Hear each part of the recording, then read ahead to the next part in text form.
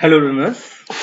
Okay, so in last video we had already covered up the concept of line integral of electric field, electric potential due to a single charge and a couple of charges, so many charges, group of charges.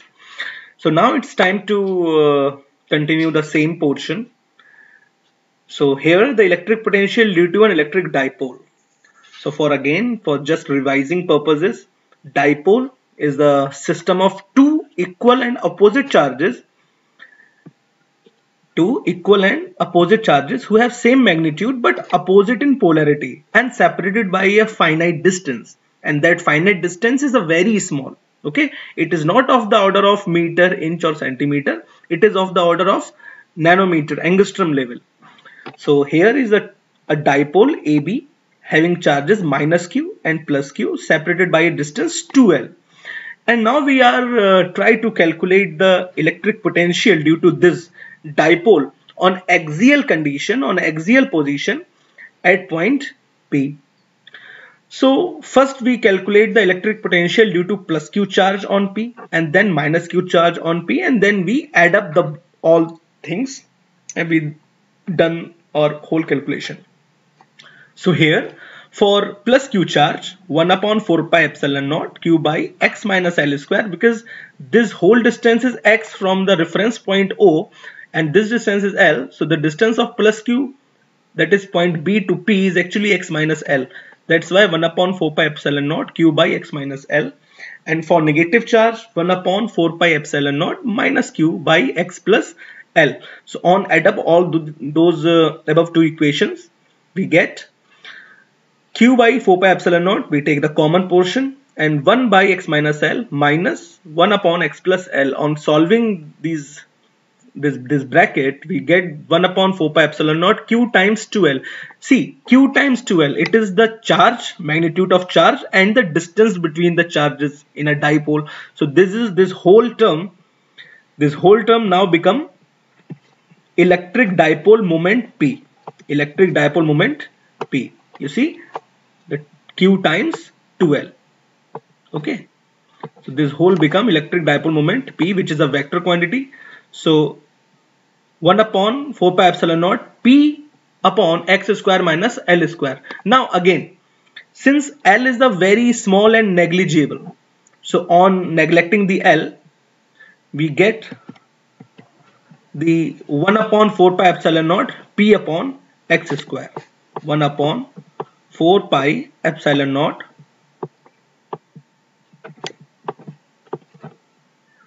P upon x square. Okay, so this formula can also be used sometimes when L is negligibly small. Otherwise, till here the derivation is right. Now for equatorial position, it is very easy to tell that it's a zero. Why it is a zero? Because since electric potential is not a vector quantity, first it is a scalar. Okay, so electric potential due to this charge on here and this charge on here is actually negative, opposite but equal. So it will be cancelled out. See, 1 upon 4 pi epsilon naught q upon bq, and 1 upon 4 pi epsilon naught minus q upon aq.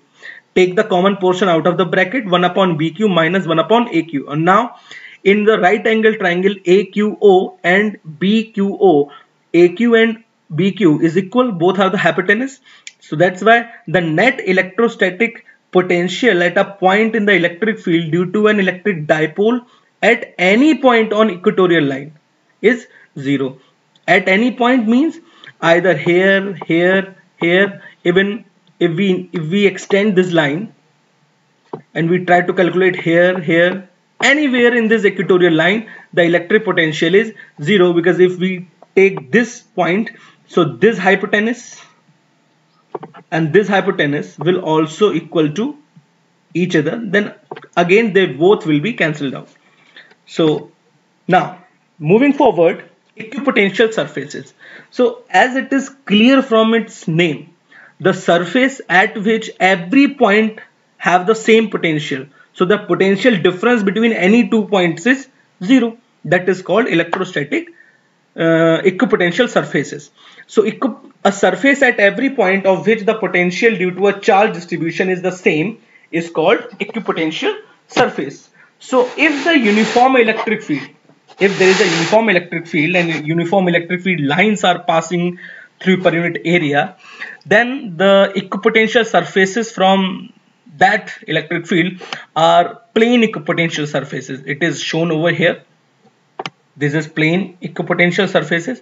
And if there is a point charge, if there is a point charge, then the equipotential surfaces are spherical. It is called spherical equipotential surfaces. Now, if the charge is a line charge, if there is a line charge, then of course the equipotential surfaces coming out from this line charge is in cylindrical shape. So in that case, equipotential surfaces will be cylindrical equipotential surfaces.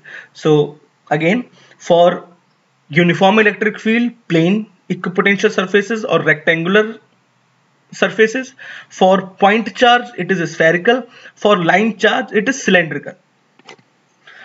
Properties of equipotential surfaces. It is very important. Usually it is being asked in CBSE so many times. No work is done in moving a test charge because there is no potential difference. So if no potential difference, then there is no work done. So no work is done in moving a test charge from one point to another or on an equipotential surface.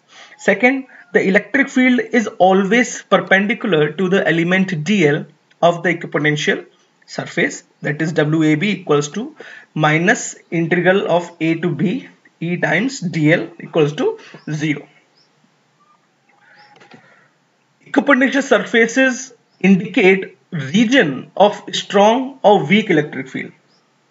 Electric field is defined as the negative of potential gradient E equals to minus dV over dr or dr equals to minus dV over E. Since dV is constant on equipotential surfaces, so dr proportional to 1 by E.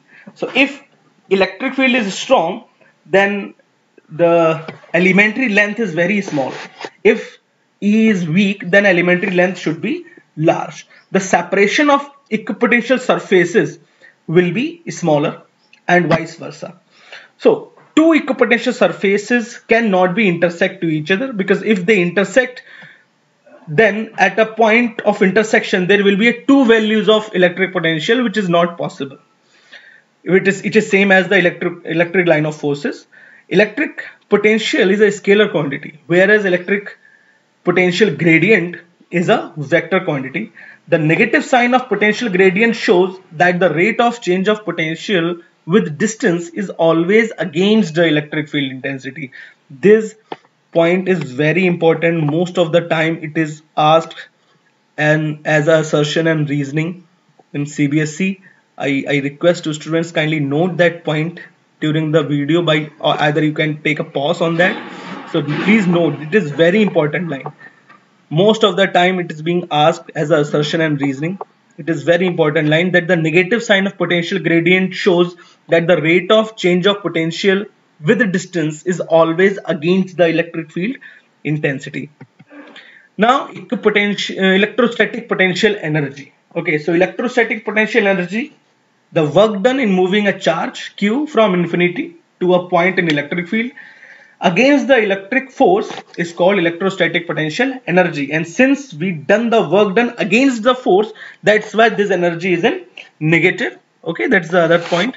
Electrostatic potential energy of two charge of system is 1 upon 4 pi epsilon naught Q1 Q2 by R2 minus R1, basically the distance between the charges. Okay.